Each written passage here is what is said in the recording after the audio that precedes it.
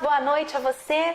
Obrigada pela companhia, pela presença de sempre. Estamos chegando pela Unimed Concórdia com mais uma edição do nosso programa Unimed para você, ao vivo, pelo Facebook da nossa Unimed. A você que tem começado a sua semana aí com o pé direito, ou até com o pé esquerdo, né? Assista a nossa transmissão a partir de agora que o seu dia vai melhorar. Você vai estar conosco agora, vai estar em boa companhia. E esse programa é para você, mulher. Nós estamos recebendo uma convidada especial hoje, nesse dia 1º de outubro de 2018, ao vivo. São 8 da noite aqui em Concórdia e em todo o Brasil, né? Grande parte do nosso país. E você é nosso convidado a estar comigo, da Unimed, e com a doutora Caroline de Oliveira Pinto, ginecologista e obstetra. Boa noite, doutora. Boa noite. Obrigada pela presença aqui. Eu que agradeço o convite. É sempre bom receber mulheres aqui no nosso programa, ainda mais cooperadas da Unimed Concórdia, né? Donas dessa grande cooperativa de médico de muito trabalho que existe para cuidar bem das pessoas, não é, doutora? É o objetivo, né? É o objetivo. Que bom. E a você que está conosco, então, mulher, sinta-se à vontade a participar, interagir, buscar esclarecimentos, querer saber mais sobre o tema que a gente aborda hoje neste 1º de outubro. E como o próprio nome já diz, é 1º de outubro. É dia de nós falarmos sobre Outubro Rosa, sobre campanha de prevenção, diagnóstico precoce, conscientização dos cânceres mais comuns nas mulheres, no caso que envolve, né, o setor da doutora, que é a ginecologia. Doutora, por que essa data existe e por que ela é importante de ser lembrada? Na verdade, o Outubro Rosa ele começou em 1990 em Nova York, a partir da Corrida pela Cura. Em 97, ela foi expandida para outras cidades dos Estados Unidos, para gerar exatamente uma conscientização na população em geral, não só nas mulheres, acerca da prevenção do diagnóstico precoce, mas principalmente da prevenção do câncer de mama. A partir de 2011, mais ou menos, o câncer de mama trouxe junto o câncer de colo de útero, que também é outra patologia muito importante, que precisa ser discutida e que tem uma prevenção fácil de ser feita. Muito bem, então hoje o nosso objetivo é abrir os seus olhos, mulheres. E se você é homem e está com a gente também, fique conosco. É sempre bom, não é, doutora, saber mais sobre esse assunto para cuidar da sua mulher. Não é? Cuidar das mulheres que estão ao seu redor. Cuidar bem de todas elas. Então estejam com a gente a partir de agora. A doutora Caroline vai ficar com a gente ao vivo aqui, trazendo esclarecimentos sobre Outubro Rosa. E assim a gente dá o início, a largada ao nosso mês especial aqui na Unimed Concórdia. Você vem para a Unimed esse mês, você vai sentir esse carinho que o nosso Unimed tem em cuidar bem das mulheres, das pessoas. Temos um setor todo aqui na Unimed chamado Unimed Mulher, que está preparado para atender as mulheres, fazer os exames, né, os exames de imagem, os exames laboratoriais, para identificar aí precocemente os cânceres e também, de forma geral, cuidar da saúde da mulher. Tá certo? Então, você é bem-vindo a vir para a Unimed nesse mês de outubro. E antes que a gente comece, a gente já está falando, não é, doutora? Eu quero aproveitar esse início de programa ao vivo, porque nós estamos em ritmo de muita felicidade por aqui, doutora Caroline. Mesmo com a chuva lá fora, desde ontem, e como choveu ontem de manhã nessa cidade, doutora, meu Deus, nós estamos em ritmo de alegria, de comemoração, porque Concórdia viveu ontem a sua 4ª edição das Corridas Unimed Etapa Concórdia, e foi um sucesso. Nós queremos começar o nosso programa mostrando para você como foi o nosso dia ontem, o nosso domingo especial, o último dia do mês de setembro, e que envolveu aí um grande número de colaboradores, voluntários, equipes, entidades, enfim, foi o máximo, e a gente quer repassar com carinho essa mesma energia para você que nos vê ao vivo nesta segunda-feira. Assista!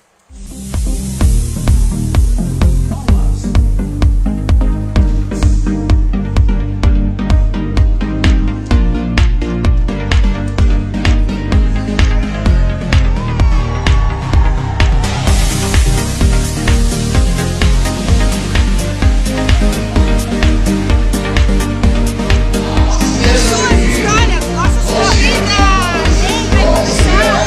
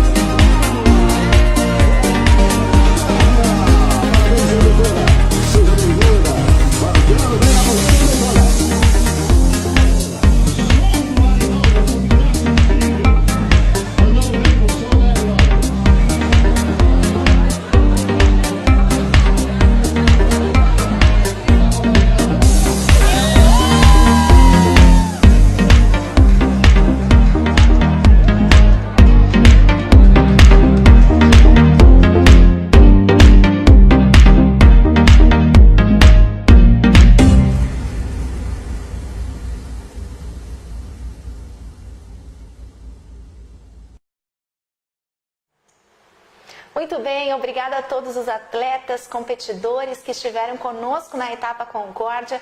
Ficam aí esses registros, né, as imagens, as fotos da nossa fanpage. Obrigada a todos os colaboradores que se envolveram e a todos os médicos cooperados que também estiveram com a gente fazendo acontecer em mais uma edição. Em 2019, a gente está de volta com o nosso circuito de corridas Unimed no mês de setembro para você. Mas agora o nosso assunto é outro, é Outubro Rosa. Doutora Caroline, agora sim, obrigada por estar com a gente. Prazer é meu. Queria saber um pouquinho mais sobre você, doutora, né? Sobre a sua especialidade, ginecologia, obstetrícia, que é tão importante e tão lembrada especialmente no mês de outubro, né? Conta pra gente como é que você chegou aqui, como é que você vem cuidando das mulheres aqui na nossa cidade. Eu vim para Concórdia no ano de 2011, fevereiro de 2011, eu terminei minha residência, já vim para cá. Trabalhei um ano aqui fazendo plantão, início de carreira. Levei 9 meses, bem coisa de obstetra, né, para abrir o consultório. Nós abrimos o consultório em 15 de dezembro de 2011. E desde então eu atuo na cidade, agora só no consultório. Não faço mais plantão, mas sigo com bastante movimento, atendendo. Muito feliz, muito contente de estar aqui. Gosto muito da cidade, fui muito bem recebida, né? Tanto que fiquei. Que bom, doutora. E continue sempre conosco, viu? Com certeza. E nessa sua profissão, nessa sua especialidade médica, doutora, o que mais lhe encanta? A obstetrícia é algo que a gente não tem como negar o encantamento, né? Trazer uma criança ao mundo, ajudar uma mãe a engravidar, formar uma família, completar uma família, é algo que não tem preço, né? Eu, cada vez que ainda trago uma criança ao mundo, que vejo um beta-HCG positivo, muito desejado, esperado, muitas vezes por anos, é uma alegria sem tamanho. Dá muito trabalho, exige muito da gente, mas compensa, com certeza compensa. E é importante ter momentos tão felizes, não é, doutora? Em uma profissão que também se depara muitas vezes com esses problemas, né? Como o próprio câncer, não é, doutora? Como lidar com isso? Como cuidar das mulheres em relação a isso, doutora? O que mais lhe preocupa nos dias de hoje em relação ao câncer de mama e ao câncer de colo de útero? A parte mais difícil para o profissional ainda é dar o diagnóstico, né? Você dizer, informar uma paciente, muitas vezes sozinha no teu consultório, que não vem com familiar, que não vem com ninguém, que ela tem um diagnóstico de uma doença maligna, ainda é bastante difícil. É difícil prever as reações das pacientes, é difícil lidar com isso. Muitas vezes nós nos sentimos também pesarosos ao dar esse diagnóstico. Sim. Muitas vezes são pacientes nossas de anos, que nós conhecemos a família toda. Então, ainda é algo muito difícil, para mim principalmente, né? É complicado, mas ao mesmo tempo poder ajudar essa paciente, poder dar uma luz, um direcionamento de um tratamento, poder informar prognósticos, muitas vezes poder tirar a ideia ruim que ela tem da doença, desfazer os mitos, porque o câncer ele ainda tem muitos mitos, ainda traz muitas ideias erradas acerca de tratamento, de diagnóstico, de prognóstico. Então, nem sempre um diagnóstico de um câncer é uma sentença de morte. A maioria das vezes, principalmente quando nós fazemos um diagnóstico precoce, não é uma sentença de morte.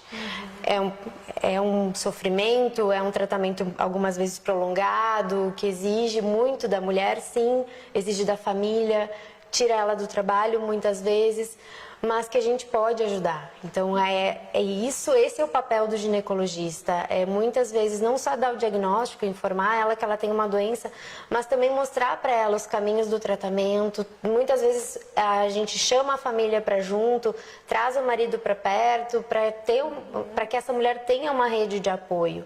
E nesse sentido, o Outubro Rosa ele facilita muito o trabalho da gente, porque começam a aparecer N iniciativas de apoio, de união, de prevenção, que faz com que as mulheres que já estão passando por isso ou aquelas que ainda estão esperando um diagnóstico se sintam um pouco mais acalentadas, mais confortadas também nessa situação. A gente vê muitas campanhas de Outubro Rosa dizendo não tenha medo do câncer, né? E talvez seja realmente isso, não é, doutora?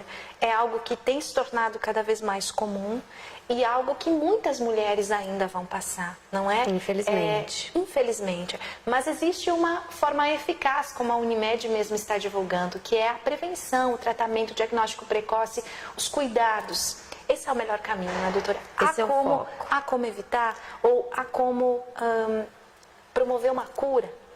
Com certeza. Evitar é da mesma maneira que a gente evita a maioria das doenças, né? Hábitos de vida saudável. Né? A Unimed tem a campanha Mude um Hábito, né? Então nós temos que iniciar exatamente por isso. A prevenção primária da maioria dos cânceres está em mudança de qualidade de vida, né? Iniciar atividade física, alimentação saudável, evitar abuso de bebida alcoólica e outras substâncias, seguir orientações médicas quanto ao uso de medicações, de procedimentos de prevenção.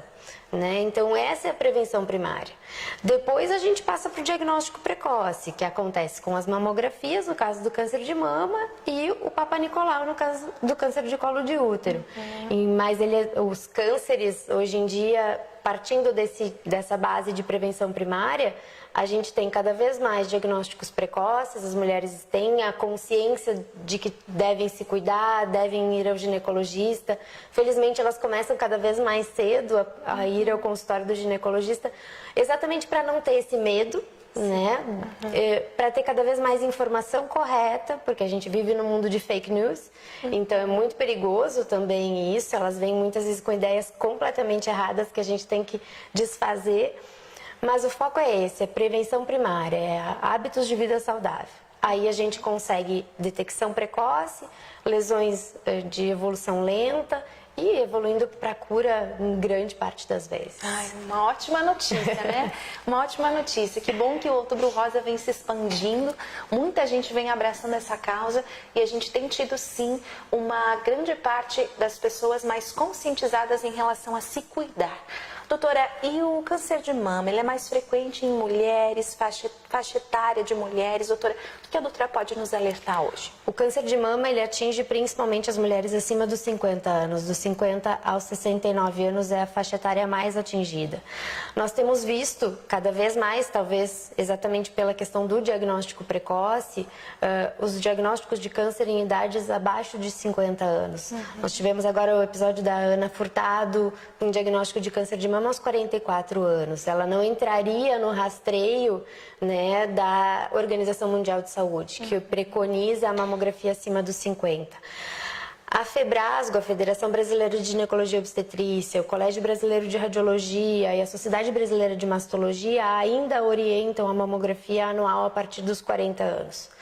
Por uma questão econômica, por uma questão de prevenção que a gente não pode extrapolar para dados internacionais. Né? É muito difícil comparar a saúde no Brasil e mais difícil ainda a gente comparar a saúde pública com a saúde privada, né?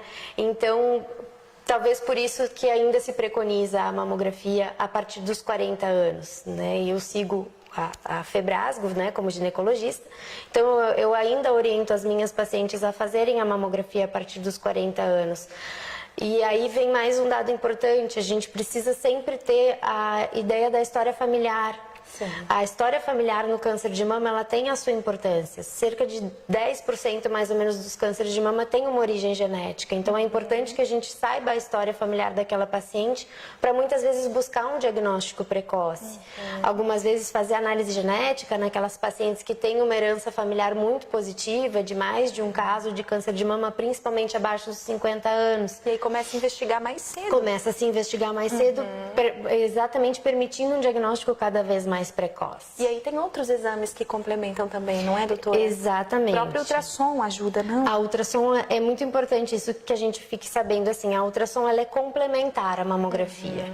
As pacientes ainda chegam no consultório e me pedem, mas não posso fazer só ultrassom porque a mamografia dói. A mamografia ela é um exame desconfortável, dependendo da parte do mês em que a paciente faz, quando ela ainda menstrua, sim. Depende do aparelho, do técnico. Aqui uma grande vantagem da Unimed é que ela tem esse grupo de mulheres, então a gente vê que a mamografia não é tão dolorosa, né? Mas infelizmente ainda é um exame desconfortável, mas os aparelhos estão cada vez melhores, as imagens estão cada vez mais bonitas, mais de melhor identificação.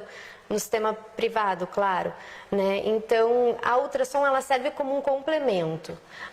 Se nós estamos falando de câncer de mama e de diagnóstico precoce, nós queremos buscar as microcalcificações. E para diagnóstico de microcalcificação, é com a mamografia. A ultrassom ela vai vir depois para complementar, se naquela mamografia ficou qualquer dúvida. Assim como a ressonância também pode ser pedida em alguns casos, mas sempre para casos selecionados. É importante que a gente deixe bem frisado isso. A ultrassom ela não substitui a mamografia. Se nós começarmos a substituir a mamografia pela ultrassom, nós vamos voltar a ter diagnósticos de lesões mais avançadas. E o exame de toque, doutora? É complicado também, né? Mas ele não pode deixar de ser feito. Exatamente. O exame de toque, ele vem muito mais para que a mulher tenha uma consciência do seu corpo, busque se conhecer, se examinar, perca o medo, porque muitas pacientes ainda dizem, não, eu não me toco porque eu tenho medo de encontrar alguma coisa. Mas aí vai deixar para uma vez ao ano só, quando for ao ginecologista, quando elas vão ao ginecologista uma vez ao ano. Então, o exame de toque ainda é muito importante, ainda traz aquela luzinha para aquela paciente que está distraída, que deixou passar o seu exame anual e daqui a pouco, numa palpação, ela encontra um nódulo, encontra uma alteração na pele, percebe uma secreção mamilar. Então, o autoexame ele ainda tem essa importância para que a paciente se lembre de que ela deve se examinar, né? Ela deve conhecer o próprio corpo para que, se ela perceber de um mês ao outro que mudou a textura, mudou a característica, mudou a sensibilidade, que ela busque antes a consulta. Doutora, e sobre ainda o câncer de mama, dói? A mama dói quando tem algo de errado ou de diferente dentro dela? Normalmente não. Não, né? Não, isso é um dado que a gente traz também para tranquilizar muitas vezes a paciente que chega apavorada no consultório porque ela está com dor na mama. Ela está com dor há 1 mês, há 2 meses, há 3 meses, mas ela não tem nódulo, ela não palpa nada, ela não percebe nada. A maioria das vezes o câncer de mama não dói, né? São lesões micro, são lesões pequenas. A mama ela passa por alterações de sensibilidade pelas alterações hormonais, pelo uso de medicações como os anticoncepcionais, que alteram a sensibilidade mamária, a própria gravidez, a TPM. Mas a maioria das vezes não é doença maligna, não é o câncer de mama que dói. Muito bem, muito bem. Doutora, uma vez feita essa consulta periódica ao ginecologista, né? Uma vez descoberto algo, a sensação é ruim, né, da paciente. É uma sensação de receio, ainda tem a fase de enviar para o resultado do exame vir, não é? Nesse momento acontecem muitas coisas na mente da paciente, no coração, a família toda, enfim. É a partir do momento que se começa um diagnóstico, né? O que essa paciente deve ter em mente? Pensar positivo ajudaria? Com certeza. Com certeza. Encarar de maneira positiva a doença, encarar de maneira com foco, com força realmente, de brigar, de lutar contra a doença, eu acho que ajuda muito. Eu não gosto desse termo, mas o empoderamento, a sensação de que a gente pode lidar, pode vencer, pode brigar contra a doença e que daqui para frente, daqui a 1 ano, 2, 5 anos, a gente vai poder exibir um diagnóstico, uma vitória, com certeza ajuda muito, né? Se esconder, negar a doença, acaba muitas vezes piorando. É um tratamento que vai exigir bastante, que traz sofrimento, que algumas vezes vai trazer dor, vai trazer uma alteração física, com uma cirurgia, mas lá pra frente a gente consegue refazer tudo isso. A mama ela tem reconstrução, está em lei, inclusive, é o direito da mulher ter a sua mama reconstruída, algumas vezes quando é possível, exatamente no mesmo procedimento da mastectomia, quando se faz a retirada, já se faz a reconstrução, inclusive pelo sistema público. Então, quando a mulher ela tem esse conhecimento, que ela sabe, que ela percebe, que ela tem uma família que está do lado, que ela tem um médico que lhe acompanha, que ela tem uma equipe que vai trazer o sustento e o apoio que ela precisa, isso com certeza facilita muito, né? De início existe a negação, existe a sensação de injustiça, de questionamento do porquê eu, mas aos poucos elas vão descobrindo que elas podem lidar com a doença, que elas são muito mais fortes do que elas imaginavam, né? E que elas têm pessoas ao redor delas que elas nem imaginavam que poderiam ajudá-las e que aparecem como reforços muitas vezes e que mostram para elas ao longo do tempo, ao longo do tratamento, que sim, é uma doença tratável e é uma doença curável. Curável. Doutora, a gente também vê como não é comum, mas enfim, não se vê tantos casos, mas aqui em Concórdia a gente já viu vários casos de meninas jovens também, né, tendo que passar por isso, por essa situação, já curadas, né, enfim, tratadas, superadas essas fases. Mas também acontece, não é? Também pode acontecer. Acontece, são casos mais raros, né? Geralmente são casos algumas vezes um pouco mais agressivos, porque não tem o mesmo desenrolar, né, de um câncer numa idade mais avançada, mas sim, nós temos casos de câncer de mama precoce, e aí vem exatamente o que nós conversamos, da gente saber a história, saber procurar, saber investigar naquela paciente que tem risco realmente, né? De questionar a história familiar, de questionar, é importante a gente saber as causas, né, as doenças familiares, para que a gente possa ter realmente essa prevenção e o diagnóstico precoce. E é sempre importante também a paciente, nós mulheres, enfim, termos conhecimento da nossa família, né? Mães, claro que a gente fica sabendo, né? Avós, talvez também tenha a ver gerações que anteriores, já passaram, com anteriores. Certeza. Doutora. Com certeza, a gente precisa... A herança principal é do familiar de primeiro grau, né? Mãe, irmã. Mas a gente tem que atentar muito àquela família que tem uma tia que teve, aí outra tia teve, daí a mãe teve, a avó teve. Então, nessa paciente, a gente precisa buscar muitas vezes uma herança genética realmente, uma alteração genética, e que vai indicar muitas vezes um diagnóstico precoce e algumas vezes até uma intervenção mais precoce. Importante, casos selecionados, né? Doutora, e não são todos os cânceres de mama, enfim, que precisam de quimioterapia, né? Não. Existem alguns casos que não precisa se passar por isso. Cada diagnóstico vai ter o seu estadiamento, a gente precisa avaliar a lesão, o tipo histológico, a invasão desse tumor, para então determinar um tratamento. E quanto mais cedo a gente diagnostica, quanto menorzinha é essa lesão, quanto mais inicial ela é, menos tratamento essa paciente vai precisar. Então, menos quimioterapia, menos radioterapia, a cirurgia vai ser muito menos mutiladora, né? Eu não gosto dessa palavra, mas infelizmente a gente se refere à cirurgia da mama muitas vezes assim. Então, quanto antes a gente diagnosticar, menos essa paciente vai precisar de tratamento, menos efeitos colaterais ela vai ter. Então, nesse sentido também, não é todo o diagnóstico de câncer de mama que vai levar a paciente para o mesmo tratamento. Os tratamentos estão cada vez mais individualizados. Nós temos cada vez mais exames para fazer, exames de análise tumoral, que vão determinar a responsividade do tumor, do câncer a um tratamento com hormônio, a um tratamento sem hormônio, a cirurgia, químio, rádio. Então, tem que se estadiar, tem que se selecionar cada caso. Muito claro, doutora. Muito obrigada. Você é excelente. A gente tem vários elogios aqui a você. Obrigada. Já. Minha gineco, maravilhosa, super competente. Não poderia ter pessoa melhor para falar desse assunto, é verdade. Parabéns, doutora Carol. Muita gente participando. Obrigada a todos vocês que estão aí do outro lado da telinha, nos assistindo nessa segunda noite chuvosa em Concórdia. Faça sua pergunta sobre Outubro Rosa. Inclusive, deixa eu aproveitar, doutora, fazer um convite para quem está ao vivo com a gente.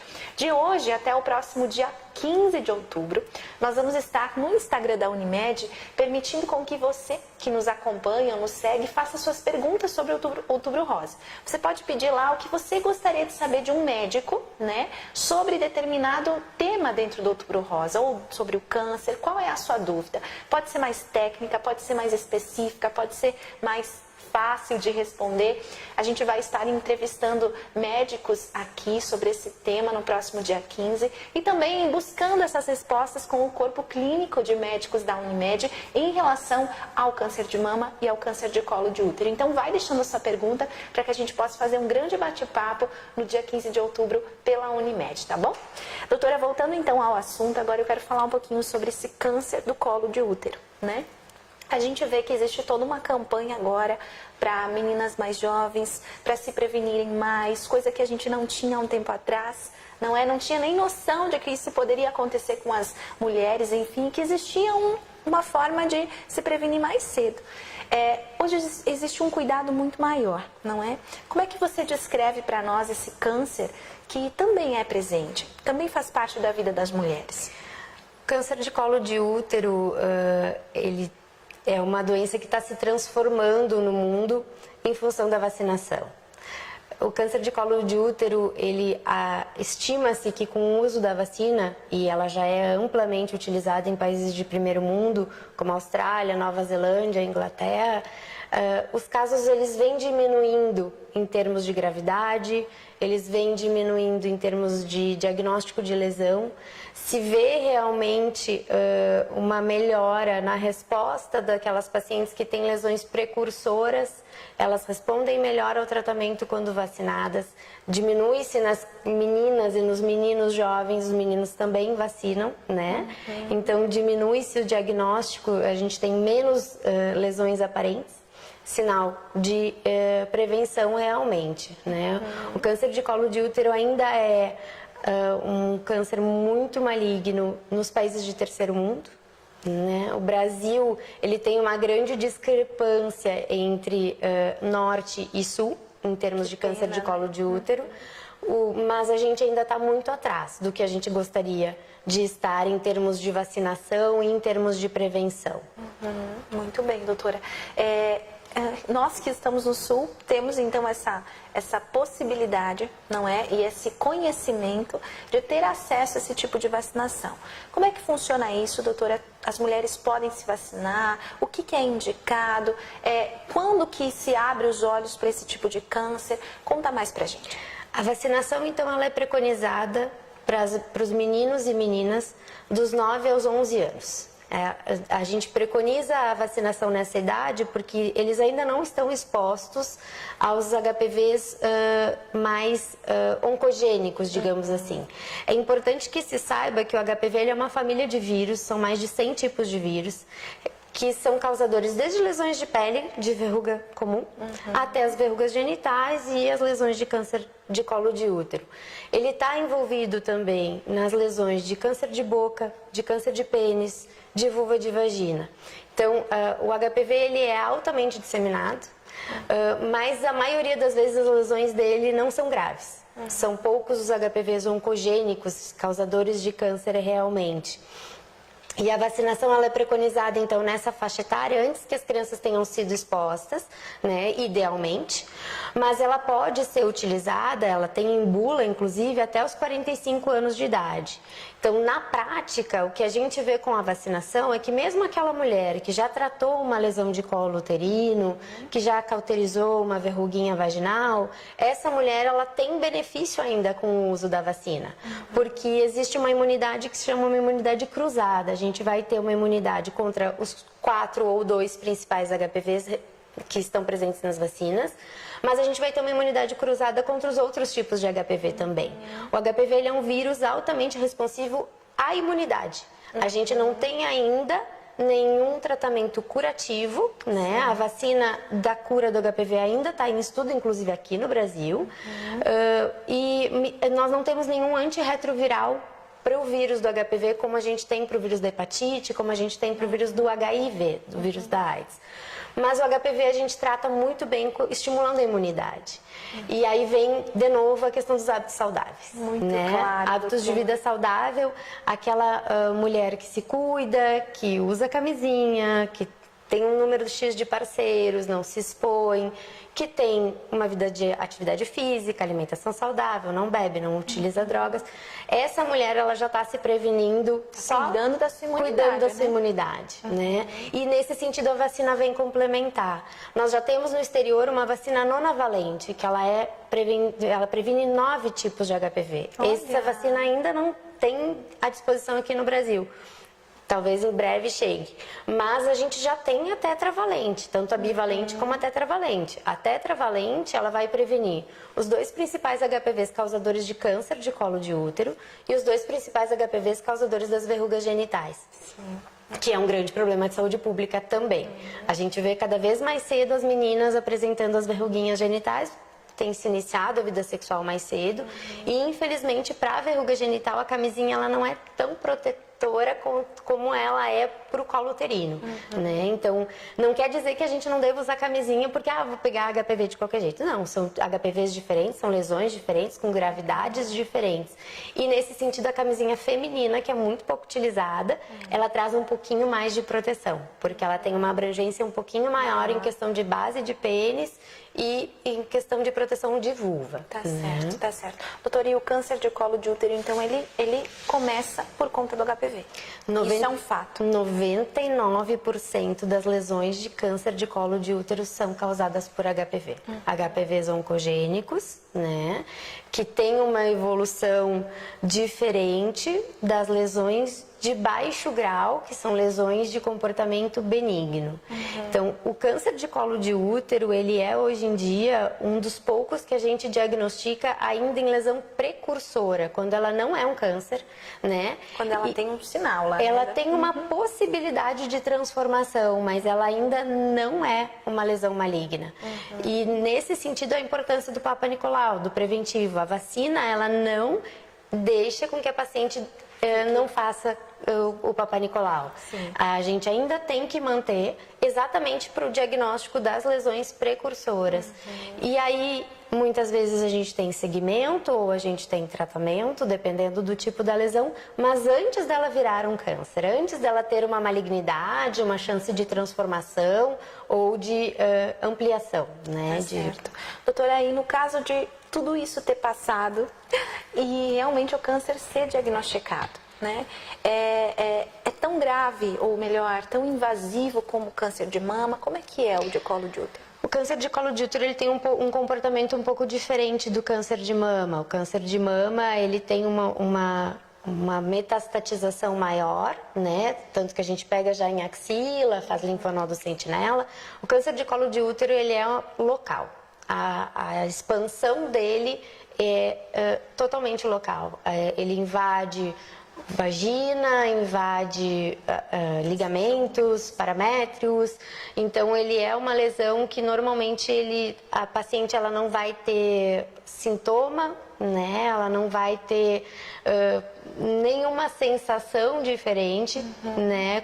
Antes de ter o seu exame preventivo coletado. Nossa, né? Então ele é realmente por isso que a gente tem que frisar muito a importância do preventivo do Papa Nicolau e um Papa Nicolau bem coletado, né? Muitas vezes a gente tem que repetir uma vez, tem que repetir 2 vezes porque tem alguma infecçãozinha que está concomitante, para ter um diagnóstico efetivo realmente e poder dizer para aquela paciente, não, tá tudo bem, tá tudo tranquilo. Muitas vezes quando a gente tem dúvida diagnóstica que o preventivo não foi o suficiente, a gente faz a coleta de HPV. Nós temos já na rede particular a captura híbrida para HPV. Então já se pode, tem uma lesãozinha, mas ela ainda é uma alteração inespecífica. Vamos verificar a presença do vírus ali ou não e a partir disso então determinar, não, eu tenho um vírus mais oncogênico, mais perigoso presente, eu vou fazer com maior frequência a coleta do preventivo, vou estimular essa mulher a se cuidar mais, a não se expor. Então, a gente tem essas outras alternativas que, realmente, há alguns anos atrás, a gente não tinha. Nossa, e não tinha nenhuma ideia de como tudo isso era claro, né? Doutora, obrigada por esses esclarecimentos. Você está trazendo pra gente de uma forma muito clara, sabe? De uma forma que realmente a mulher tem que ouvir, né? E tem que saber como que as coisas acontecem dentro do nosso corpo. Obrigada mesmo. Nada. Carol, e o que mais lhe preocupa em relação ao câncer de colo de útero? Ele pode causar morte também? Pode. O câncer de colo uterino, assim como a maioria dos cânceres, se ele não for diagnosticado no tempo correto, né, precocemente, ele pode levar à morte, sim. Né? Ele metastatiza, ele faz embolias, ele faz hemorragias importantes, então ele pode sim levar à morte. Muito bem. Então, o fator principal da nossa noite hoje é alertar você, mulher, sobre se cuidar. Prevenção. Não há outro caminho, não é, doutora? Não. prevenção. Nós temos hoje em dia cada vez mais métodos de prevenção, de estudo, de diagnóstico, cada vez mais se descobrem terapias para tratamento de câncer e de outras doenças que acometem a saúde da mulher. Então, quanto antes a gente buscar o porquê daquela alteração, o porquê daquela sensação, daquele sangramento, daquela secreção mamilar, quanto antes a gente investigar, antes a gente diagnostica e muito antes, muitas vezes, a gente tira a sombra do câncer, né, de trás da mulher, porque muitas vezes eu suspeito que eu tenho uma doença grave, mas eu não quero buscar para não ter o diagnóstico. E quando acabo tendo o diagnóstico, algumas vezes já é bastante tarde. E muitas vezes não é uma lesão maligna, não é um câncer, né? É algo completamente prevenível, completamente tratável, que basta orientar, basta orientação. A gente tem que cuidar muito o Dr. Google, né? A busca das informações na internet. Então, é importante buscar sites com uma base. Então, existe a Sociedade Brasileira de Mastologia, existe o Colégio Brasileiro de Radiologia, existe a FEBRASGO, que é a Federação Brasileira de Ginecologia e Obstetrícia, o próprio INCA, o Instituto do Câncer, a FEMAMA, que é a Federação das Associações de Prevenção ao Câncer de Mama. Todas essas entidades têm sites e tem locais onde a pessoa pode fazer o seu questionamento, pode buscar um direcionamento. Muitos médicos hoje em dia têm também rede social, tem Instagram, tem Facebook, onde dentro do possível a gente consegue responder alguma coisa. A própria Unimed abre o espaço para que as pacientes busquem a informação, sugiram muitas vezes temas, correta, né? A informação correta. Essa informação que não tem vendas, né? É uma informação que é fácil. Os médicos daqui, normalmente eles são acessíveis, né? Tanto a Unimed quanto se buscar eles pessoalmente. E o mais importante da nossa região, não é, doutora, é essa facilidade ao atendimento. Às vezes a gente espera alguns dias, né? Poucos dias. A gente não tem uma fila de espera tão grande assim em Concórdia. Então, é possível sim ter uma dúvida, já marcar uma consulta, né? Ir direto na fonte, né? É o melhor caminho. Ainda é o melhor caminho, acho que isso não vai mudar nunca. Mesmo que haja uma grande disseminação de informações como tem acontecido. O melhor caminho é o profissional capacitado. Não é, doutora? Não tem dúvida nenhuma. Doutora Caroline, obrigada. Quero pedir algo para você, se você fica à disposição dessas mulheres que estão nos assistindo. Daqui a pouco a gente pode receber alguma pergunta mais específica. A gente pode lhe perguntar com certeza, posteriormente. Com certeza. Obrigada pela oportunidade de estar aqui. Imagina. Obrigada pela disponibilidade nessa segunda noite, que tem uma semana inteira de trabalho ainda pela frente. Né? Vamos lá, faz parte. Doutora Caroline de Oliveira Pinto, ginecologista e obstetra aqui da cidade de Concórdia, conosco ao vivo nessa noite de segunda-feira. Obrigada a todas as mulheres e homens, enfim, vocês que estiveram com a gente na edição de hoje. E fica o convite, esteja com a gente nos próximos dias, engajados na campanha Outubro Rosa e Novembro Azul, que vem na sequência com a Unimed Concórdia. Agradeço a doutora, agradeço a você de casa, e o nosso encontro está marcado para a próxima segunda, ao vivo aqui na nossa Unimed. Tenham todos uma boa noite e uma excelente semana. Boa noite, doutora. Boa noite. Nos encontramos aqui na Unimed.